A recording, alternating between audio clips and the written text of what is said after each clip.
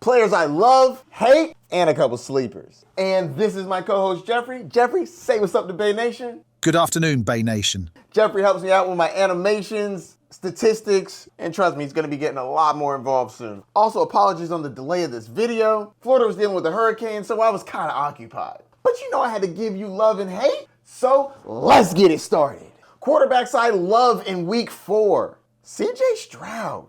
I love CJ Stroud this week. He's currently quarterback 16 and has not finished in the top 15 in back-to-back weeks. That changes this week going up against the Jacksonville Jaguars, allowing the 3rd most points to the quarterback position. Fire up your CJ Stroud with confidence. Next up, I'm staying in the flames with Jaden Daniels. He's finished top 5 2 out of the last 3 weeks. He's basically a must-start at this point, going up against the Cardinals, who don't scare you. 12th against the quarterback so far this year. I'm staying in the flames in the highest over-under of the week. Fire him up. You know, I'd like to give an honorable mention out to Kyler Murray. I know I've suggested him in the past, but I just can't get away from my guy, Kyler. No video for him because, honestly, I've been telling you to start him too much lately. I just wanted to throw out. I think he gonna go off this week. Quarterbacks I hate in week 4. Anthony Richardson's back on this list because he's going up against the Pittsburgh Steelers. The Steelers are one of the hardest teams for quarterbacks to face, and Anthony Richardson can't get it done in the air. And I think he's going to have trouble on the ground, too, with TJ Watt. Anthony Richardson has finished outside the top 20 in back-to-back weeks. Now he goes up against one of the hardest defenses in the league. Nah, I'm good. You might not have an option, but you definitely want to shoot for upside with the rest of your roster. The Colts game only has 40 points projected in this matchup. Yeah, that's a recipe for hate right there. Anthony Richardson's going to have a tough week. Next up, Jordan Love. He's projected to play, and if he does play, I'm really not excited about starting him. First off, coming off of the knee injury, I think he's going to be less mobile. Second, the Vikings defense has actually been really good. If you have another option, I probably would start them. I don't think he finishes as a quarterback 1 in his first game back. Quarterback sleepers for week 4. Geno Smith. Everybody is sleeping on Geno Smith right now. He's currently quarterback 12 on the year. The first 2 weeks finished 7th and 5th. Yeah, he finished 22nd against Miami, but Miami didn't do anything, so he didn't have a reason to score. He's going up against Detroit. Trust me, he's going to have to score if he wants to stay competitive. Plus, the Detroit Lions are fantastic against the running back position. I don't think they're going to get it done on the ground, so Geno's going to have to get it done in the air if he wants to compete. These Lions need a win, and they're going to try to take out the 3-0 Seahawks to get it. Should be a good game. It's the 4th highest over-under of the week. Next up, Andy Dalton. Andy Dalton went 303 last week, and now he gets to go play his previous team, the Cincinnati Bengals, in a must-win for them? Oh, Andy Dalton is trying to play spoiler and ruin the Cincinnati Bengals' year. Because if you start 0-4, that's a problem. Especially in that division. You still got to play the Ravens and the Browns and the Steelers. Steelers are 3-0, by the way. And the Ravens are desperate for more wins. In a must-win game for the Cincinnati Bengals, I think Andy Dalton is going to be slinging it around the yard. More on the Panthers soon. Wide receivers I love this week. Chris Godwin. I'm staying in the flames. He is on fire this year, and I think that he continues this up against a Philadelphia Eagles defense that allows the 3rd most points to the wide receiver position. And it's not just him either. I'm firing up Mike Evans too. I think both of them have a chance to pop off against this Eagles team. We beat them last year in the playoffs, and we're going to show them new season, same Bucks, beating the Eagles. A depleted Eagles at that. No Devonta Smith, no A.J. Brown. I just hope the Eagles can score enough so that we have to still score. Because if we up by too much, we might end up running the ball. Then they just going to be making me look silly, suggesting the Buccaneers when we dominating them Eagles.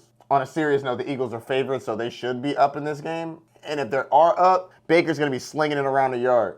Believe that. Mike Evans got locked down against the Denver Broncos, only scoring 2 points outside the top 70 at wide receiver. He's had back-to-back terrible games. I think it's time for Mike Evans to get back and get into the end zone. Baker knows to keep his star happy. Mike Evans bounced back. Don't be surprised if you see him in the end zone too. Next up, DJ Moore versus the Rams. The Rams are allowing the 4th most points to the wide receiver position. The Rams are projected to win this game, but I don't think that it's going to be as easy as people are making it seem. I think the Bears are going to have to score. When you're playing a champion like the Rams, you got to put those boys away. And to do that, they're going to need DJ Moore. I'm not saying they win this game, but DJ Moore will definitely get a nice long catch. And hopefully he's not as mad as he was last week. Up here yelling on the sidelines. Relax.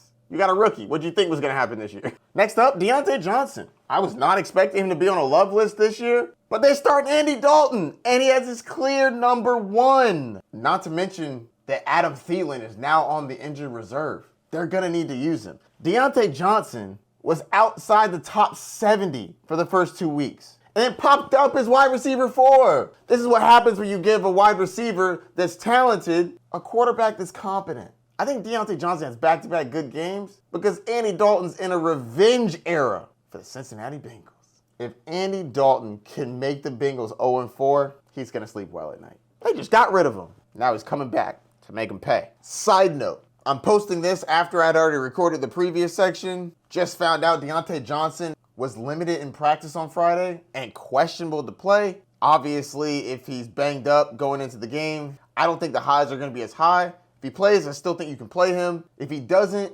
Xavier Legette becomes a little more interesting as a deep flyer. Andy Dalton's going to be slinging it regardless. And if Adam Thielen and Deontay Johnson are out, it's got to go somewhere. Xavier Legette was drafted high in this draft for a reason. He'll be the most talented guy on the field. I think it'll go to him. Very unfortunate. I was really looking forward to Deontay Johnson popping off. Hopefully he plays because I think Andy Dalton with Deontay Johnson and Xavier Legette will be good, but if Deontay Johnson's out and it's just Xavier Legette, it limits Andy Dalton's upside. Disappointing. So stay locked in on the news. Wide receivers I hate this week. Garrett Wilson. Garrett Wilson hasn't finished as a top 20 wide receiver all year. And now he has to go up against Pat Surtain? Nah, that's not good. Pat Surtain already locked down Mike Evans, DK Metcalf, and George Pickens. Yes, I know that these players had opportunities to score points and penalties and all that stuff, but they didn't get it done. And I think Garrett Wilson has a problem this week. You're not going to sit him. So what you're going to do is shoot for upside with your other wide receivers because Garrett Wilson doesn't have much upside this week. And I'm starting to feel bad for picking on the Colts. I've had them on my hate list for back-to-back weeks, but Michael Pittman Jr. going up against the Steelers with a quarterback that I don't trust. In a matchup that's terrible against the Pittsburgh Steelers, the 4th best team against the wide receiver position with a quarterback that's going to have trouble getting him the ball in general. Honestly, I feel bad if you drafted Michael Pittman because I don't see it getting much better unless Anthony Richardson has a revelation and becomes a better quarterback. He's great at the deep bomb, but that's not what Michael Pittman specializes in. I expected him to get a bunch of targets, useful targets. Well, I didn't expect it, but the drafters did. Yikes. Wide receiver sleepers for week 4. I'm going with Terry McLaurin.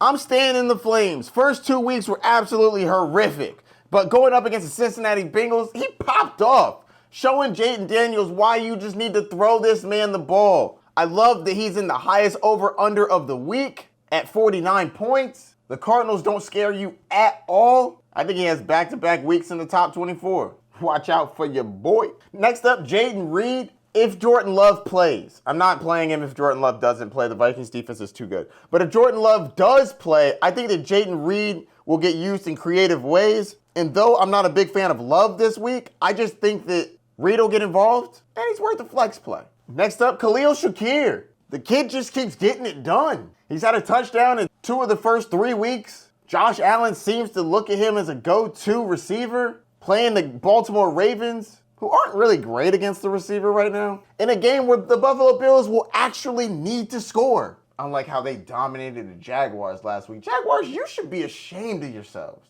I'm going to get to you when I start talking about the standings, because ashamed. And an honorable mention for George Pickens. I think he has a solid week. He's been pretty rough so far. Currently, wide receiver 49. I think he can finish as a wide receiver 2 this week. This next one's a bit of a deep sleeper. With Devontae Adams out, they're going to have to throw the ball somewhere, and I think Jacoby Myers will be a benefactor of that. This one's more of a desperate play, but who else are they going to throw it to other than him and Bowers if Devontae Adams is out? Running backs I love this week. James Conner. James Conner's going up against the Commanders, who allow the 3rd most points to the running back position. I also love that it's the highest over-under of the week, meaning there should be a lot of points scored in this one. And if the Commanders can't guard the run, James Conner's going to feast. On the other side of that matchup, we have Brian Robinson Jr. With Austin Eckler out, I think they're going to need to lean on Brian Robinson Jr. a little more. I hope both him and Jaden Daniels can get into the end zone on the ground. But I do think that Brian Thomas Jr. in the highest over-under of the week without the backup running back should be a lot more involved. The Cardinals aren't the best matchup for running backs, but I think volume is going to get him there. Speaking of volume, running backs I hate in week 4. DeAndre Swift. I just don't believe in this guy.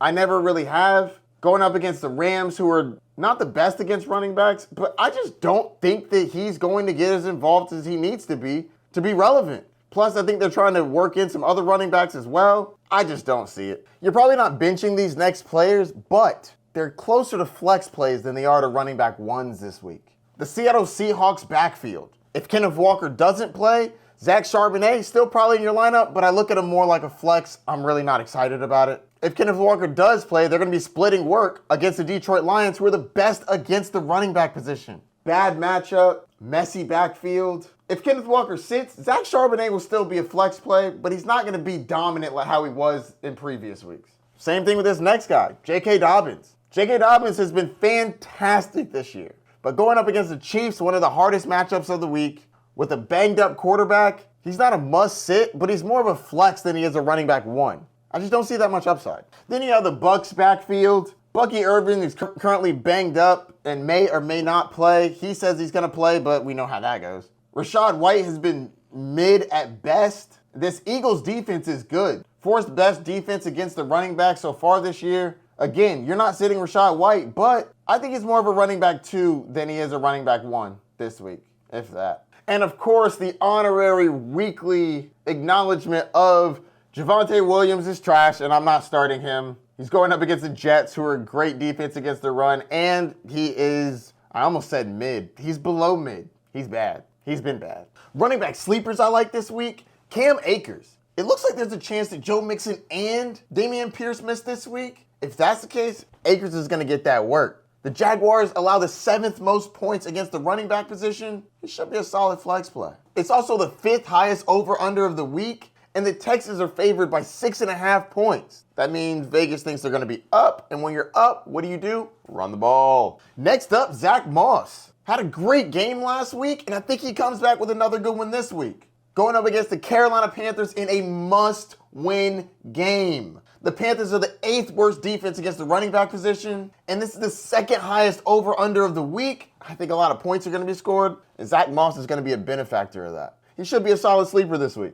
Fire him up. Tight ends I love and a sleeper. Dallas Goedert. Doug popped off last week. And with this week coming up, there is no Devonta Smith, and there may not be an A.J. Brown in a game they're projected to win. Saquon Barkley can't get all the work. Dallas Goedert should pop off. Dalton Kincaid is one of the few tight ends so far that I actually think you can quasi-trust. And honestly, the only reason I'm suggesting him this week is because they're playing the Baltimore Ravens. And I think Josh Allen's going to have to score to keep up with the Ravens. It's a bit of a dart throw who Josh Allen's going to target, but Cade Otton has as good a chance as anybody else. Tight end landscape has been terrible. Just so bad.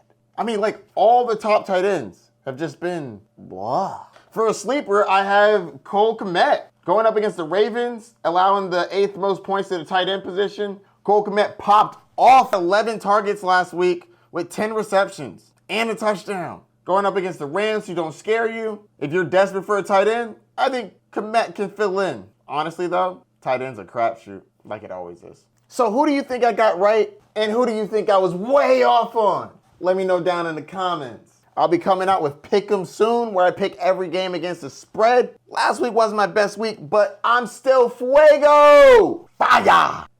If you can see that flame emoji, I'm currently on fire! Even though last week was rough. Tough week. 30-19. Click here if you want the picks for this week. I am so excited for what I have coming up for you next week. I'm going to be doing grades. We're 4 weeks in. It's time to really see what the landscape's looking like. How are people really performing? Looking at things from a week-to-week basis is cool, but let's see who's much higher than we expected and far lower than we expected.